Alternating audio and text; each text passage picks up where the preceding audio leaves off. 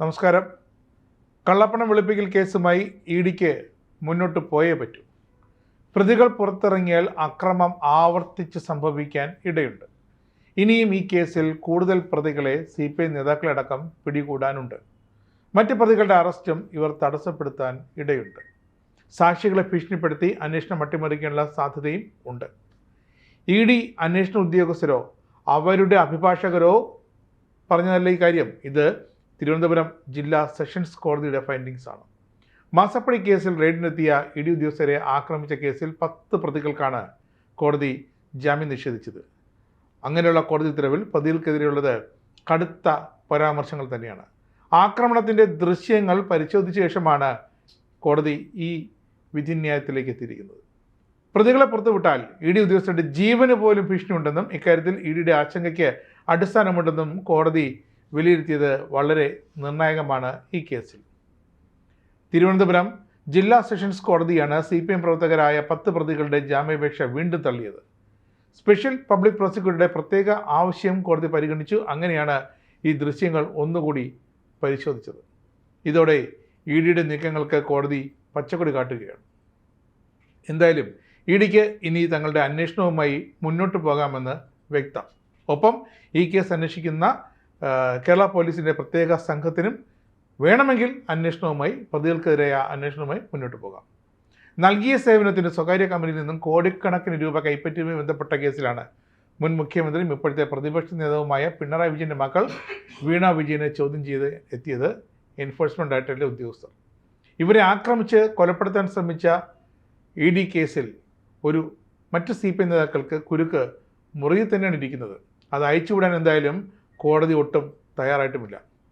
വീണയെ ചോദ്യം ചെയ്തതിനിടെ പിണറായി വിജയൻ്റെ വീട്ടിന് മുന്നിൽ CPM നേതാക്കളടക്കം തടിച്ചുകൂടിയതും തിരിച്ചു പോകാൻ തുടങ്ങിയ ഉദ്യോഗസ്ഥരെ ആക്രമിച്ചതും CPM നേതാക്കളുടെ അറിവും പ്രേരണയോടും കൂടിയാണെന്ന് അന്വേഷണ ഏജൻസി കഴിഞ്ഞ ആഴ്ച കോടതിയിൽ സത്യവാങ്മൂലം സമർപ്പിച്ചിരുന്നു. ഈ സത്യവാങ്മൂലം അപ്പാടെ അംഗീകരിക്കുന്നതാണ് സെഷൻസ് കോടതിയുടെ ജാമ്യം നിഷേധിച്ചുകൊണ്ടുള്ള ഈ ഉത്തരവ്. പോലീസ് അവിടെ ഇല്ലാതിരുന്നെങ്കിൽ ഉദ്യോഗസ്ഥരെ CPMൻ്റെ പ്രവർത്തകരും അക്രമികളും ചേർന്ന് കൊലപ്പെടുത്തുമായിരുന്നു എന്നാണ് പ്രതികളുടെ ജാമ്യാപേക്ഷയെ രൂക്ഷമായി എതിർക്കുന്ന സത്യവാങ്മൂലത്തിൽ ED ബോധിപ്പിച്ചത്. ഉദ്യോഗസ്ഥർക്കെതിരെ നടന്ന അക്രമം ഉന്നത CPI നേതാക്കൾ ഉൾപ്പെട്ട ഗൂഢാലോചനയാണെന്ന് സാഹചര്യ തെളിവുകളിൽ നിന്നും വളരെ വ്യക്തമാണെന്നും ഇവർക്കെതിരെ നടപടി വേണമെന്നും നടപടിയെടുക്കാൻ കേരള പോലീസ് തയ്യാറാകണമെന്നും സത്യവാങ്മൂലത്തിൽ പറയുന്നുണ്ട്. ഇതൊക്കെ കൊണ്ട് CPI നടത്തിയ ആഴത്തിലുള്ള രാഷ്ട്രീയ ഗൂഢാലോചന അത് ആക്രമണത്തിന് പിന്നിലുണ്ടെന്നാണ് ED പറയുന്നത്. അത് വളരെ ശരിയുമാണ്. ED ഉദ്യോഗസ്ഥരെ ആക്രമിച്ചവരെ മാത്രമല്ല അവരെ അതിന് പ്രേരിപ്പിക്കുകയും ഈ സംഭവം ആസൂത്രണം ചെയ്യുകയും ചെയ്ത പാർട്ടി നേതാക്കളുടെയും അവരുടെയും പങ്ക് ഈ കേസിൽ വ്യക്തമായിട്ടും കൂട്ടിച്ചേർക്കേണ്ടതാണ്. അവരെയും കേസിൽ പ്രതികളാക്കേണ്ടതുണ്ട്. അല്ലാത്തപക്ഷം ഇത്തരം സംഭവങ്ങൾ ആവർത്തിക്കപ്പെടുമെന്നാണ് ED തങ്ങളുടെ സത്യവാങ്മൂലത്തിൽ ചൂണ്ടിക്കാട്ടിയത്. EDയുടെ ഇൻറ്റൻഷനുമായി മുന്നോട്ട് പോകാൻ തന്നെയാണ് കോടതിയുടെ ഉത്തരവ്. പ്രാദേശികമായ ക്രമസമാധാന പ്രശ്നമല്ല അവിടെ നടന്നതെന്ന് ED ചൂണ്ടിക്കാട്ടുന്നു. നിയമവാഴ്ചയ്ക്ക് നേരെയുള്ള വെല്ലുവിളി തന്നെയാണ്. CPM എന്ന പാർട്ടി നേതൃത്വമോ നിലവിൽ കേസിൻ്റെ അന്വേഷണ പരിധിയിൽ ഇപ്പോഴില്ല. കേസിലെ പ്രതി വീണ വിജയൻ താമസിക്കുന്ന വീട്ടിലാണ് ED ഉദ്യോഗസ്ഥർ റെയ്ഡ് നടത്തിയത്. എന്നിട്ടും ഉദ്യോഗസ്ഥരെ ആക്രമിച്ചത് പാർട്ടിക്കാരാണ്. റോഡിൻ്റെ ഇരുവശങ്ങളിലും ആയുധമായി പാർട്ടിക്കാർ നിരന്നു നിന്നതായി ദൃശ്യങ്ങൾ വ്യക്തമാക്കുന്നതായി ED പറയുന്നുണ്ട്. ഇക്കാര്യം ആർക്കും നിഷേധിക്കാനുമാകില്ലെന്ന് ED കോടതി മുമ്പാകെ പറഞ്ഞു. സംഭവത്തിന് ശേഷം പ്രതികളുടെ ജാമ്യം നിഷേധിച്ച കോടതി ഇക്കാര്യം ആദ്യം തന്നെ ചൂണ്ടിക്കാട്ടിയിരുന്നു. ആക്രമണം നടത്തിയ പല പ്രതികളെയും ഒളിപ്പിച്ചതും CPI നേതൃത്വമാണ്. മുഖ്യപ്രതിക്ക് ജാമ്യം കിട്ടുന്ന വിധത്തിൽ സർക്കാർ വക്കീൽ പെരുമാറുകയും ചെയ്തു. അവർ CPMകാരിയാണെന്ന ആക്ഷേപം EDയുടെ അഭിഭാഷകൻ കോടതിയിൽ വ്യക്തമായി ചൂണ്ടിക്കാട്ടുകയും ചെയ്തു. ഇതും പക്ഷേ CPMൻ്റെ ഈ ആക്രമണത്തിലെ വ്യക്തമായ പങ്കിലേക്കാണ് വിരൽ ചൂണ്ടുന്നത്.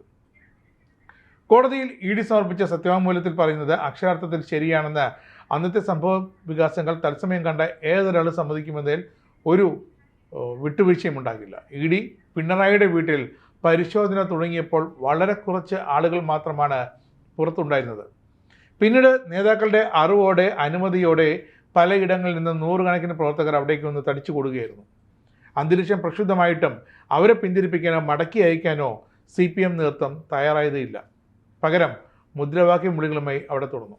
പ്രമുഖരായ മുൻ MLA-മാരടക്കം നിരവധി CPM നേതാക്കൾ സംഭവ സ്ഥലത്തേക്ക് എത്തി. ഒരു MP-യും ഉണ്ടായിരുന്നു. പാർട്ടിയുടെ സംസ്ഥാന നേതാക്കളും ഒക്കെ ഈ കൂട്ടത്തിൽ വ്യക്തമായി തുടക്കം മുതൽ അവസാനം വരെ ഉണ്ടായിരുന്നു. ഇവരുടെ സാന്നിധ്യത്തിലാണ് അക്രമാസക്തരായ CPM-കാർ ഉദ്യോഗസ്ഥർക്കെതിരെ ആക്രമണം നടത്തുകയും കൊലവിളി ഉയർത്തുകയും ചെയ്തത്. പാർട്ടി നേതൃത്വത്തിൻ്റെ അനുമതിയോടെയാണ് തങ്ങൾ ഇതൊക്കെ ചെയ്യുന്നതെന്ന ഭാവമായിരുന്നു പാർട്ടി അണികൾക്കെന്നത് അവരുടെ പല സമൂഹ മാധ്യമങ്ങളിലെ എഴുത്തുകളിൽ നിന്നും അറസ്റ്റ് ചെയ്യപ്പെടുന്നതിന് മുമ്പുള്ള പ്രതികളിൽ നിന്നുമൊക്കെ വ്യക്തമാണെന്നും ED കോടതി അറിയിച്ചു. തങ്ങൾ ആഗ്രഹിക്കുന്ന കാര്യമാണ് അണികൾ ചെയ്യുന്നതെന്ന് പിണറായി വിജയൻ അടക്കം CPM നേതാക്കളുടെ വാക്കും പ്രവൃത്തിയും തെളിയിച്ചു കഴിഞ്ഞു. ED ഉദ്യോഗസ്ഥരുടെ കാറുകൾ ആക്രമിക്കുകയും ചീമുട്ടേറുകയും കാർ ഡ്രൈവറെ ആക്രമിച്ച് പരിക്കേൽപ്പിക്കുകയും ചെയ്ത അക്രമികളെ പാർട്ടി ഓഫീസിൽ ഒളിപ്പിച്ച് അവർക്ക് കാവൽ നിൽക്കുകയാണ് പിന്നീട് ഇതേ CPM നേതാക്കൾ ചെയ്തത്. മുതിർന്ന പോലീസ് ഉദ്യോഗസ്ഥർ ADGP അടക്കം സ്ഥലത്തെത്തിയിട്ടും അക്രമികളെ വിട്ടുകൊടുക്കില്ലെന്ന് പരസ്യമായി വെല്ലുവിളിച്ചു CPM നേതാക്കൾ. ഇതും EDയുടെ അഭിഭാഷകൻ കോടതിയിൽ ശ്രദ്ധയിൽപ്പെടുത്തി. CPM സംസ്ഥാന സെക്രട്ടറി, ജില്ലാ സെക്രട്ടറി ഉൾപ്പെടെയുള്ളവരുടെ മുന്നിൽ വെച്ചാണ് ആക്രമണം നടന്നത്. ഇവരുടെ പ്രകോപനപരമായ പ്രസംഗങ്ങൾ അണികൾക്കുള്ള വ്യക്തമായൊരു സൂചനയായിരുന്നു. ED ഉദ്യോഗസ്ഥർ പരിശോധന കഴിഞ്ഞ് വീടിന് പുറത്ത് ഇറങ്ങുമ്പോൾ ആക്രമിക്കണമെന്ന്.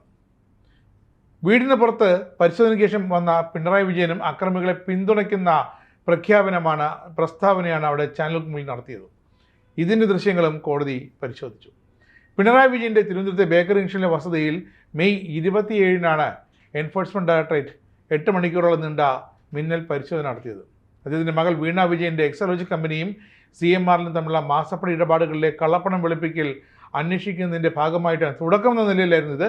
ഇപ്പോൾ ED ഈ കേസ് അന്വേഷണത്തിൽ ഏറെ മുന്നോട്ട് കൊണ്ടുപോയിരിക്കുകയാണ്.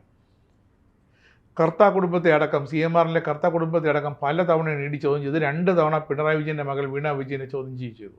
എന്തായാലും മാസപ്പടി കേസിലെ ED അന്വേഷണത്തിലേക്കുള്ള നിയമപരമായ തടസ്സങ്ങൾ ഹൈക്കോടതി നീക്കിയതിന് പിന്നാലെയാണ് ഈ റെയ്ഡ് വന്നതെന്നും അതിനുശേഷമാണ് ഈ ആക്രമണം നടന്നതെന്നും പക്ഷേ തങ്ങളുടെ ജീവന് വരെ ഭീഷണി തരത്തിലാണ് CPM പ്രവർത്തകർ അവിടെ അക്രമാസക്തരെ കൊലവിളികളുമായി പെരുമാറിയതെന്നും ED നൽകിയ സത്യവാങ്മൂലം തിരുവനന്തപുരം ജില്ലാ സെഷൻസ് കോടതി വ്യക്തമായി അംഗീകരിക്കുകയും EDക്ക് കേസ് അന്വേഷണവുമായി പൂർണ്ണ അധികാരത്തോടെ മുന്നോട്ട് പോകാനുള്ള ഒരു ഉത്തരവാണ് ഇപ്പോൾ ഈ 10 പ്രതികളുടെ ജാമ്യം തള്ളിക്കൊണ്ട് കോടതി നൽകിയത്.